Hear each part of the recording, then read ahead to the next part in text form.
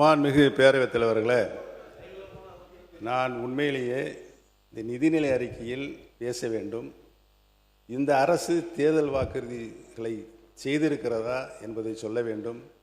அதை நடைமுறைப்படுத்துகின்ற நிலையில்தான் அவர்கள் இருக்கிறார்களா என்பதையெல்லாம் சொல்ல வேண்டும் என்று தான் நான் வந்திருக்கிறேன். இடையில் நுழைந்து அண்ணன் செங்கோட்டையனை பற்றி எனக்கு நன்றாகவே தெரியும். சொல்லிட்டார்ல, முடிஞ்சு வச்சு அதை நான் ட்ரா பண்ணிக்கிறேன். ஆனால் தயவு கூர்ந்து என்னுடைய கருத்துக்களை நீங்கள் உன்னிப்பாக கவனிக்க வேண்டும். என்னோடு நீங்களும் உங்களோடு நானும் பயணித்திருக்கின்றோம். நான் எப்படிப்பட்டவன் என்று உங்களுக்கு 100% நன்றாகவே தெரியும். என்னுடைய உறுதிப்பாடு உங்களுக்கு நன்றாக தெரியும். எந்த நிலையும் நான் மாற மாட்டேன். என்னுடைய நிலை திராவிட இயக்கத்தினுடைய பரிணாம வளர்ச்சியாக தான் சுற்றி வந்து கொண்டிருக்கும். நன்றாக தெரிந்து கொள்கிறோம். பேரறிஞர் அண்ணா அவர்கள் இருந்து இன்று வரை இந்த மன்றத்தில் நான் ஒன்றை மட்டும் சொல்லிக் கொண்டிருக்கிறேன். இந்த மன்றத்தில் நான் சட்டமன்ற உறுப்பினராக நின்று கொண்டிருப்பதற்கு காரணம் திராவிட இயக்கத்தின் பரிணாம வளர்ச்சியாக இன்றைக்கு வீட்டிருக்கின்ற கடந்த 5 ஆண்டு காலம் தமிழகத்தின் உரிமைகளை என்னாலும் நான் விட்டுக் கொடுக்க மாட்டேன் என்ற ஆட்சியிலும் கட்சியிலும் தொடர்ந்து போராடி கொண்டிருக்கின்ற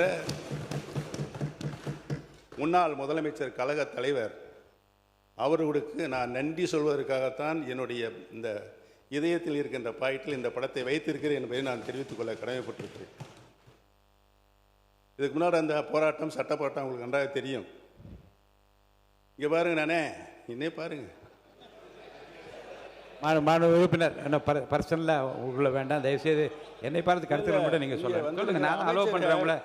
அமைச்சர்கள் படத்தை வைத்திருக்கிறீர்கள் என்று கேட்பதெல்லாம் தவறு இல்லை. நீங்கள் இல்லை தவறு இல்லை, அதை யதார்த்தமாக எடுத்துக்கொண்டு நீங்களும் சொன்னீர்கள், அவர்களும் சொன்னார்கள். அதோடு அந்த பிரச்சனை முடிந்து விட்டது. உட்காருங்க. ஆமாம், என்னை பொறுத்தவரையிலும் உங்கள் படத்தை பற்றி நான் பேசவில்லை. நீங்கள் பேசியிருப்பதான் கொச்சையாக இருக்கிறது. நான் ஒன்று சொல்ல வேண்டும் என்று சொன்னால், படத்தை வைத்துக்கொண்டு ஏமாற்றாதீர்கள் என்று சொல்வது வேடிக்கையாக இருக்கிறது. நீங்கள் இல்லை வேடிக்கையாக இருக்குது. இல்லை நீங்கள் கேட்கணும், இருங்க. இல்லை அதை சொல்ல எப்படி இருக்க முடியும்? நான் எங்கே ஏமாத்துறேன், அப்புறம் அவர் ஏமாத்துறேன் நடத்துமா? மாண்பு அவையமன்னவர் பர்சனலாக விடுங்க. ஆமாம், இல்லை இருங்க. பாருங்க, இரு பக்கம் சொல்லப்பட்ட கருத்துக்களை நகைச்சுவையாகவும் நயமான கருத்துக்களாகவும் அவை எடுத்து அதோட விட்டுருங்க. அது போதும், அது கூட போதும்.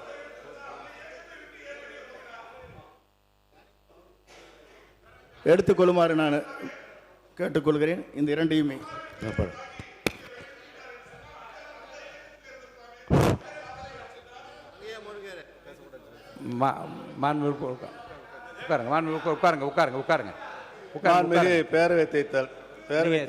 தொடர்ந்து பேசுங்க. நீங்க பிளே ஸ்டோர் மற்றும் ஆப் ஸ்டோரில் இருந்து பாலிமர் செயலியை QR கோடு மூலம் பதிவிறக்கம் செய்யுங்கள். செய்திகளை உடனுக்குடன் பெறுங்கள்.